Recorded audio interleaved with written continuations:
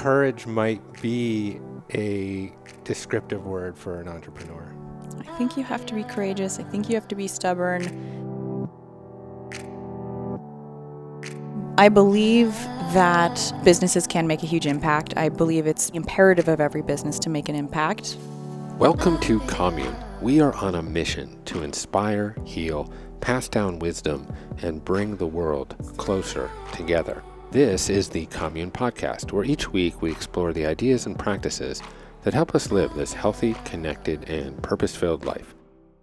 When I started my first business, it was an eBay store, pretty simple. Not every business is that simple to start, but I had software, I had photography, I had Photoshop, I had to understand how to upload files to an FTP server and do a certain amount of HTML to format my eBay listings and my MySpace profile. And I learned everything that I needed to know. I learned enough Photoshop to edit photos and design some really basic graphics. And I would never have learned Photoshop if it weren't for necessity. I didn't have a Photoshop background, but I figure if other people can figure this stuff, I can too. So yes, I think that what you can learn at the beginning of your business, you should learn, because learning from experience is really different than being told by an expert, whatever expert means. I'm just starting to think a lot about the word expert lately. Just like things. I don't believe like anybody can do anything, but I like to think if someone else has the aptitude to do something, and if I have the access to the same thing, there's no reason I shouldn't be able to do it. Yeah. No, that's really good advice. I took a couple, I would try to learn something new every month, even if it was like tie my shoe. Or I can also... Did you figure it out? Barely. Looks like it. Barely. Did you do that? I did it all by myself. Okay. This was a 2-month endeavor. But 1 month I was like, okay, I'm going to figure out how to run paid Facebook campaigns. Oh. And I was like, and I'm going to upload the custom audiences and make the lookalike audiences and put the pixel in and track the pixel to something. And, I was admittedly sucked at it. But I did get some sort of insight into actually what it was and the purpose that it served. And then when it came to actually hiring the person that could actually do it, I could talk to them. You at least understood the terminology. Yeah. Yeah, that's one thing that I'm going to have to start doing when we launch business class. And that's something I'm not going to learn. Yeah. I have one amazing woman named Audrey who's my digital operations manager, and she knows enough to be dangerous, but she's not doing it herself even. That's something where you're spending money. You really want, you want your return on investment to be great, and your learning curve for something like digital marketing can be more expensive than, paying the right person. For sure, though I suppose we do have a president that doesn't have any experience. But anyways, we won't go there. So you're a serial entrepreneur, as am I, and and that doesn't mean that we make cereal. I do like this keto cereal though called Magic Spoon. Spoon. They sponsor this podcast. Oh, they do? Oh, that's amazing. That was the most native integrated ad. Wow. Yeah, we'll have to pull them back in. I'll DM them. That'd be great. They sent me some cereal, so. Yeah, I've got it. The problem is it's all in my Hollywood office that we just basically gave up because you don't really need offices anymore. Nope, here we are in your living room. I know. We just did you can do so much. This is not a tiny home, but it's amazing how much work you can get done from home. Yeah. And just to have a rare blip of sincerity, and then we can move on from that, I do want to express my really heartfelt appreciation for your trust in working with us. And also your bravery and courage just to jump into something fresh and new. And I guess courage might be a descriptive word for an entrepreneur. I think you have to be courageous. I think you have to be stubborn. I can be hasty and make rash decisions. And I think this is maybe a quick decision that I made that I'm really excited about and is going to be a really, really great partnership. Sometimes that courage doesn't always work out because I could be more thoughtful about the decisions that I make, which is what finding business clarity is really thinking up front about what kind of life we want to have, what kind of business we want to have. This is something that's a partnership, but I could start a business right now very quickly that would just turn into some massive thing that spirals out. And so I'm at a stage in my life where, yes, I feel confident making certain decisions, and then others I'm actually moving a lot more slowly than I used to. But thank you. This Commune is incredible, right? I'm in such great company. Like, we've become friends. This is very easy and comfortable. It just feels incredibly natural. So it's one of those things that's like, oh, why not? And I didn't really even ask myself that question. So it's just a yes. Yeah. And I mean, you've started 2 businesses that have had pretty significant trajectories. And now you're stepping into a new role for yourself in many ways as a dispenser of wisdom, of guidance. But did you have a mentor when you were starting out? I didn't initially, and then I hired a consultant who is so much more than a consultant. I officiated his wedding. His name's Dana Freed, and it was me in a weird little shipyard with 1,000 square feet and a bunch of plastic bags and USPS bins on the floors and stinky clothes with snot rags that needed steaming and dry cleaning and had to be shot and put on this website because it was vintage clothing, which is what I was doing. And he handed me my first employment handbook and was like, here, this costs $50,000 to put together with an attorney. You just white label it. And taught me how to hire and fire my first people, put together my first financials, was really a huge cheerleader for me and a great mentor early on in the business. And I really wish I had kept him around after we raised venture capital, because they kind of were like, okay, we're stripping in here. They were great. I loved my investors at Nasty Gal, but he's a really special person, and I'm lucky to have learned from him. Yeah. Someday we'll have a podcast that compares war stories around institutional money, but that is not the subject. Oh, yeah, I can talk about that forever. Yeah. It'll just make everybody's face sour, and they'll just turn the podcast off. Yeah. Yeah. It's not inspiring. Yeah, well, I would, duel you in that particular regard myself. You said something the other day when we were talking that I thought was really interesting and insightful about being an entrepreneur. And you said when you're an entrepreneur, you work for the customer, not for a boss. And I guess I would ask you this question. It's sort of loaded. Is the customer always right?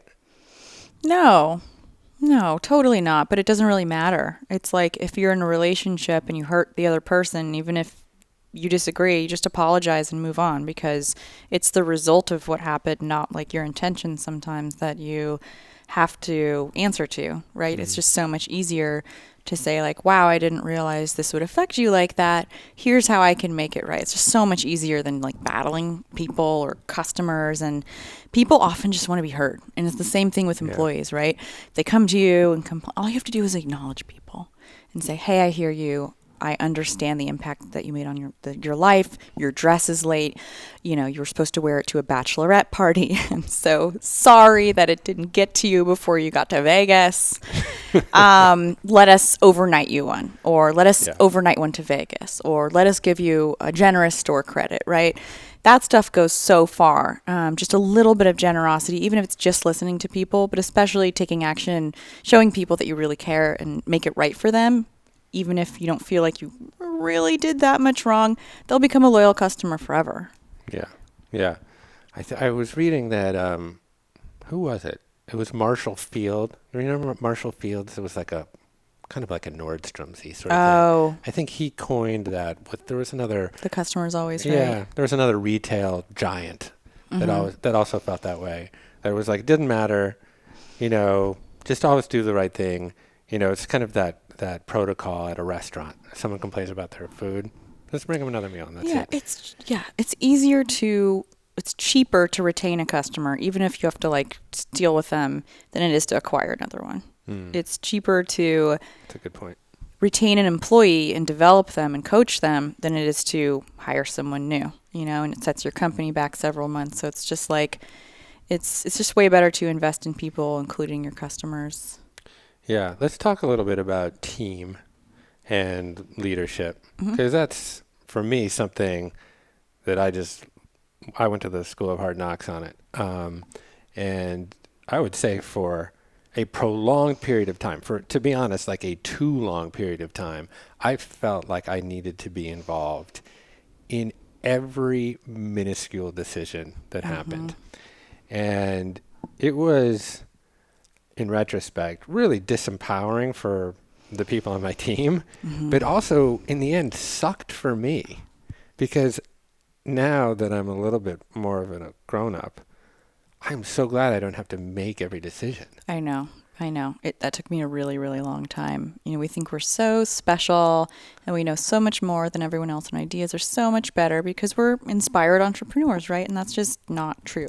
Yeah. You can have entrepreneurs within your organization who are just as inspired as you and better at certain things than you are. I mean, you have a team of entrepreneurs here. Like, you weren't standing across from me when we filmed this entire course, but I'm sure that everything that you wanted was carried out without you being here. And that's leadership, right? That's you taking what it is that you understand, that you want, that you know is right for your business, and really deputizing people to take that and fulfill on it so that your business can then scale and you can scale yourself without actually having to do more work. Yeah. Well, I think that's a great point that you make, is by empowering other people, it creates more space for you to then empower and grow yourself. I mean, I would say for 5 years, personally, I was in a place of like intellectual paralysis because I was so involved in the weeds, and I didn't grow at all. For you, I wonder though, because, and it's not unique to you, but it is representative of the position that you hold, where you, Sophia, are so representative and inextricably tied to the brand that you represent. And I wonder what the upsides and pitfalls of that are, and then how you gracefully or potentially sometimes ungracefully manage that. Yeah, I think it's really challenging. It's great. It's a blessing. I'm so lucky to have, a generation of women who have followed the trajectory of my career and read my books and followed me and supported me through ups and downs of my career. But it's also come with its fair share of criticism, and that's because I was like, ta-da, like the poster child of entrepreneurship in like 2014 when I wrote this book called Girl Boss and was on the cover of business magazines. That also set me up to be a target. So when I made mistakes, they were really loud mistakes. They're the same mistakes that every other founder makes, same things that happen in every other company, but because I had built this millennial utopia of expectation that Nasty Gal was the, perfect company and that I was the perfect leader because I was so celebrated. The backlash was big when I made mistakes. I think there's huge upsides to having a personal brand. There's so much more gravity, right? People connect with people. People don't necessarily connect with a brand. That's why brands kind of have endorsements, and they pay people a lot of money to make it sound like their brand has a brand voice. And that's just something that's natural to me that I've lent to my brands. But as an individual, that's just me.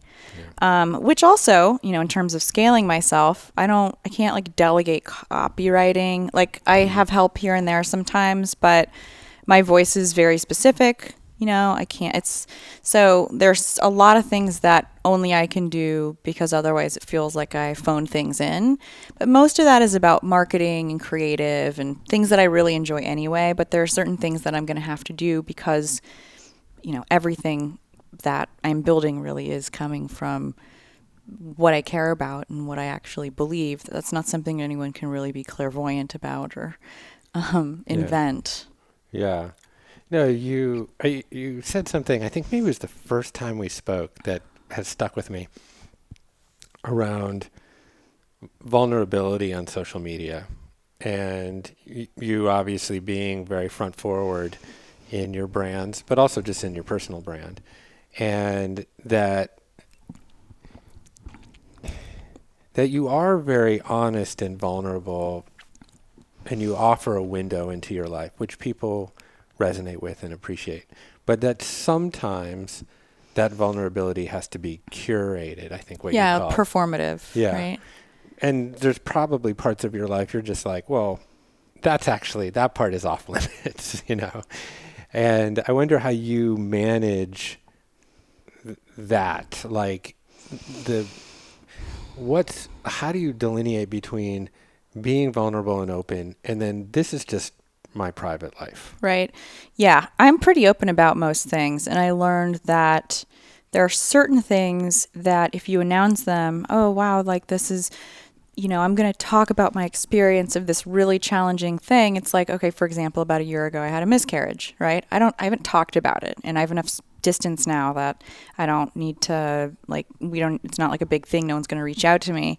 But if I was talking about it while it was going on, it's enough to just move past something and grieve something. And then to have other people culturally kind of feed it back to you and be like, I'm so sorry that happened to you. It's like, fuck, I wasn't thinking about that. Why are you reminding me of this? So there's things you can put out into the world that might help other people and share your story and might maybe help process stuff for you. But even the few people I told, there'd be time, there was a time where I was like, oh, I told one of my investors and we went to lunch and she was like, I'm so sorry about the miscarriage. And I'm just like, shut up. Like, what? We're going to lunch. Don't bring that up. And so even with people that I knew, not necessarily social media followers, it was just like, wow, I wish I had told a few less people actually. And even stuff, culture really projects itself back on you. So something as exciting as getting engaged or married, for example. I'm now divorced. I got engaged. I got married. As soon as you get engaged, do you have a date? It's like, what? I just got engaged. I'm not in a hurry. And then you get married. Where's the baby? And it's just I don't know, man. Stop projecting all this shit onto me. This isn't this is my life and my timeline. And where did you guys get all this? It's just I've never had the amount of, sorry, this is me complaining, but it's I've accomplished so much. But the amount of congratulations I got for picking somebody and betrothing myself to them for the rest of my life. This is just off topic. I thought it was really bizarre. That's an accomplishment. It's just so strange. So yeah. Yeah. It wasn't much of an accomplishment, but well, it was a beautiful wedding. That was an accomplishment. It was a great party. I don't doubt it. Everything you do is tasteful and beautiful. Thank you. To the detriment of my own vanity. Just kidding. So I want to talk to us also a little bit about the role of business in general, and then also your business and the impact that you want to create with it. So as I survey society and I look at the crumbling traditional institutions of government and science and media and all of this, I feel like it's more and more incumbent on businesses and the private sector to actually move society forward.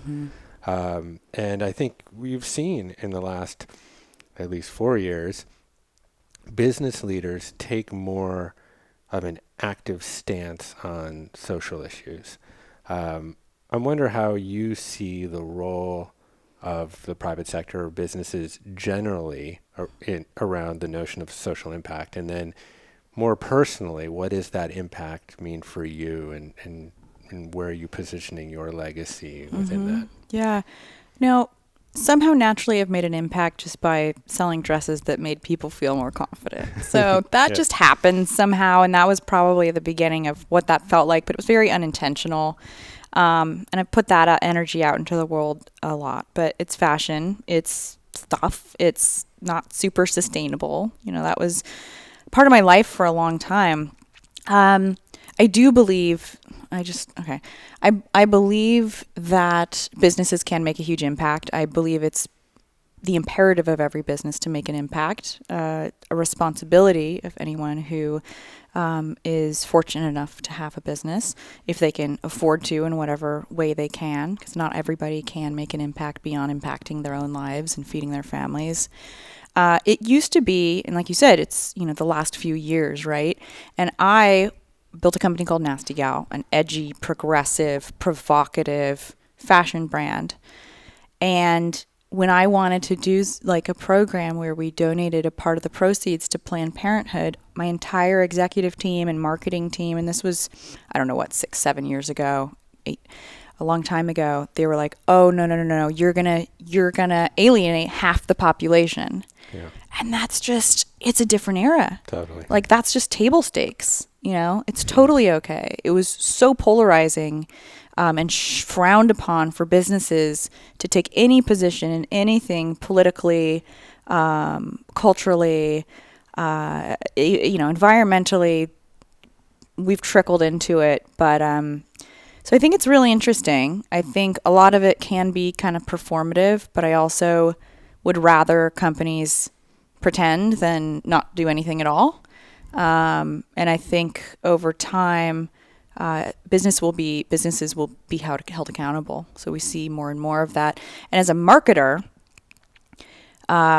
things like employer brand, impact that you make as an employer to your team, or environmental impact, or caring about hiring for diversity. These are all things that usually companies, like historically, kind of held close to the vest, didn't necessarily like publicize. Consumers didn't care. They were like, cool, I like Coke.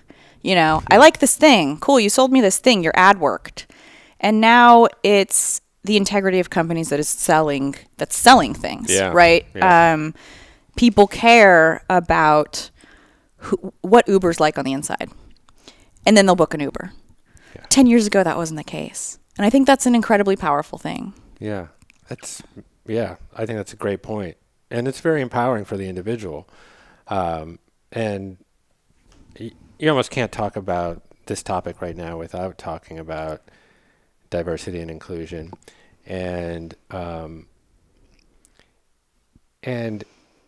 any company with any moral rudder at all believes in diversity and inclusion. And it's now, I'm getting emails from Geico about, diversity and inclusion, any company. And it is one thing to make a declarative or a performative statement about diversity and inclusion. And then it's a whole other challenge to actually execute that as a leader within your company, of how you actually create a team that is reflective of a pluralistic society. And I mean, I don't know. This is a very complicated conversation. Yeah, you're like, Sophia, answer this. Yeah, can you solve this problem? Can I solve? Yeah. I'll just give you a window into like just a small window into like the processes that I've thought about, where so often in small companies, because they're small, you're hiring because you know people, and your friend knows someone. And they're like, oh, they'd be great for this. And that there's no poor intention there of hiring a friend of a friend who is actually very qualified.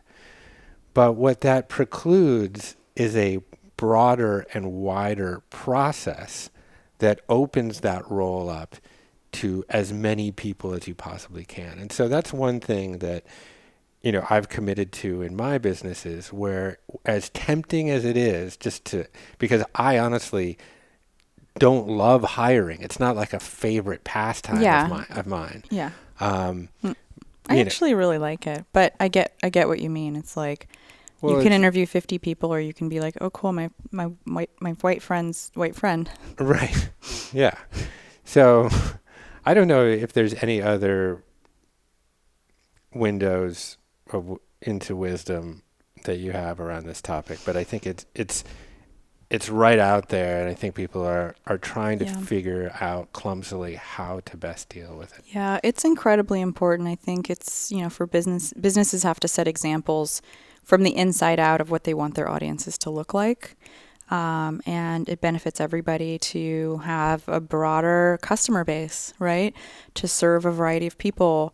And when you hire people inside your company that don't look like you, they're going to represent broader culture within your organization and help you speak to communities that you may not naturally. And whatever HBR, has statistics that are like, diverse teams perform much better, right? It's like, I view it kind of as like cross training, where if you just run straight forward and it's like your body's not going to get used to a variety of movements. If you just do push-ups, your ankles are going to get weak. Not that I do any of these things, but you're really laying kind of like a foundation and shocks for building a business that will live in society and probably be more sustainable long term than one that starts from a very like kind of myopic point of view. And it's a challenging thing, right? Most of my friends are white.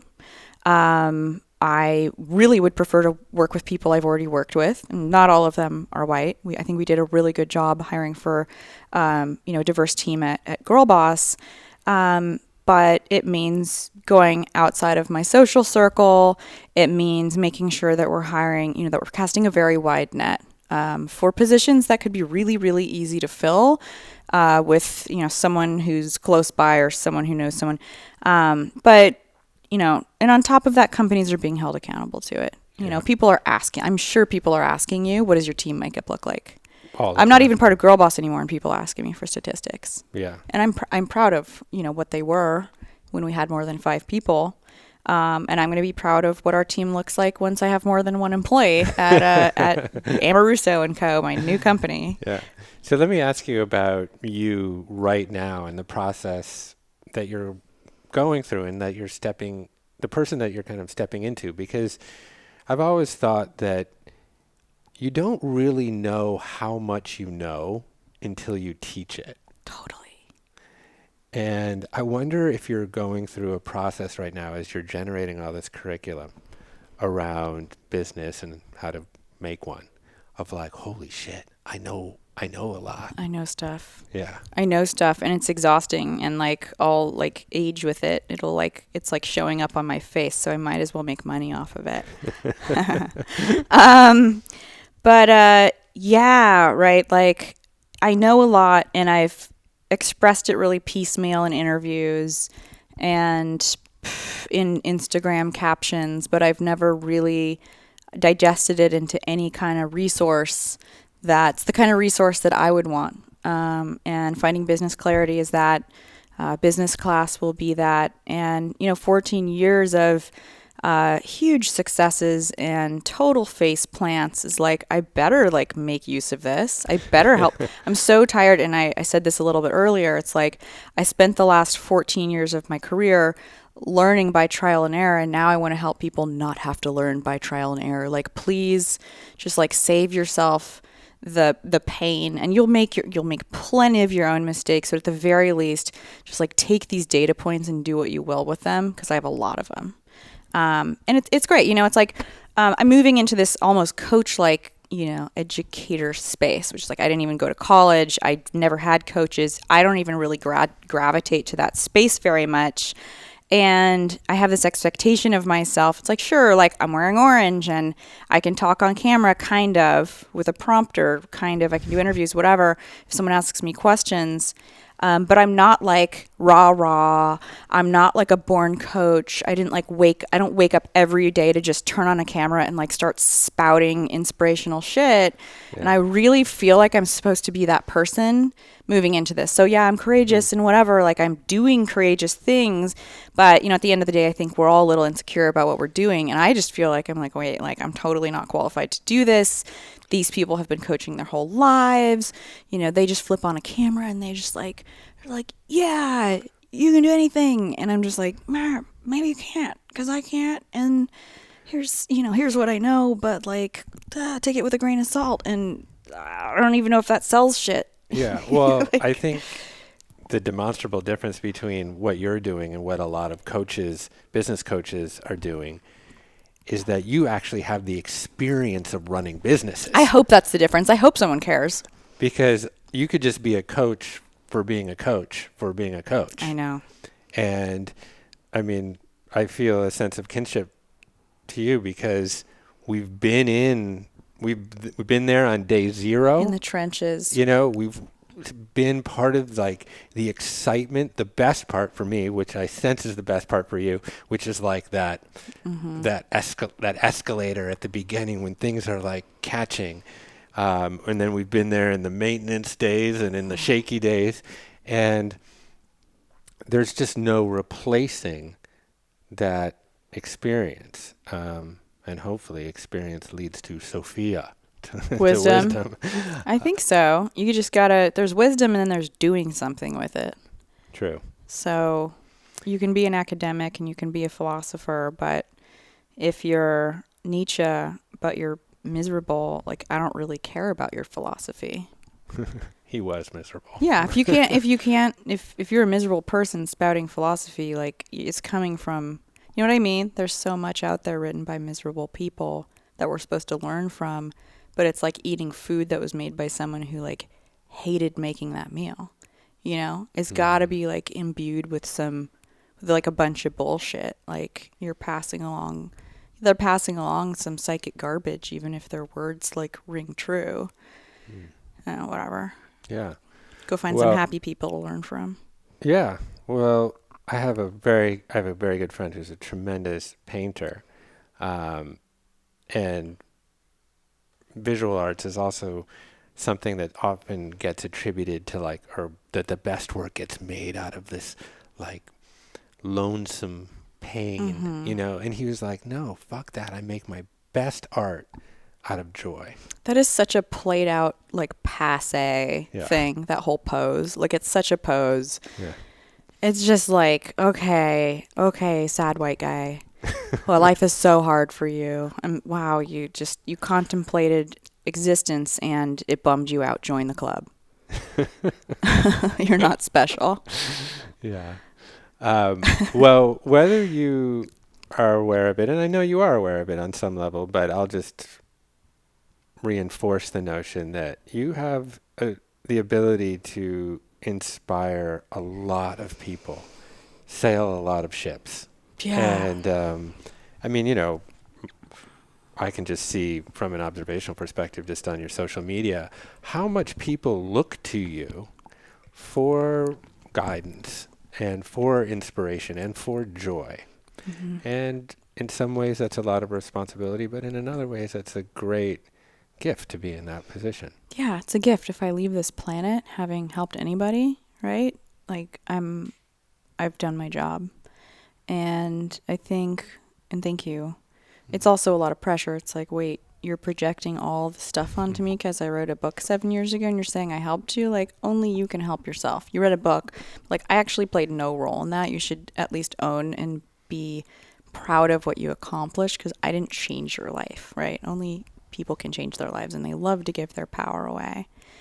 But legacy is important to me. I want to leave a smear, you know, whether it's a canceled Netflix series or a Forbes cover when my company's going bankrupt. Like, I just want to look back in, I don't know how many years, another 30, 40, whatever years I'll live, 50, and say, and like show a grandkid or something and be like, yeah, man, I don't know how I pulled that one off. That's your next book. Sophia Amoruso's Great Smear. Yeah. Yeah. Just leave a mark. Yeah. Well, I am very grateful to be part of the beginning of this next journey. I'm grateful to be part of your journey. Yeah. This is so exciting. You say that now. I mean, it's your problem to inherit, but yeah, no. Yeah. Thank you. Yeah, thanks for having me. Yeah. This is so nice. I appreciate you. Yeah. Hey, thanks for watching. If you liked this interview from the Commune podcast, then I think you'll love this video right here. And if you want to get more weekly content from Commune, you can subscribe right here on our YouTube channel or find the Commune podcast on Apple, Spotify, or wherever you get your podcasts. I'm Jeff Krasno, and I am here for you.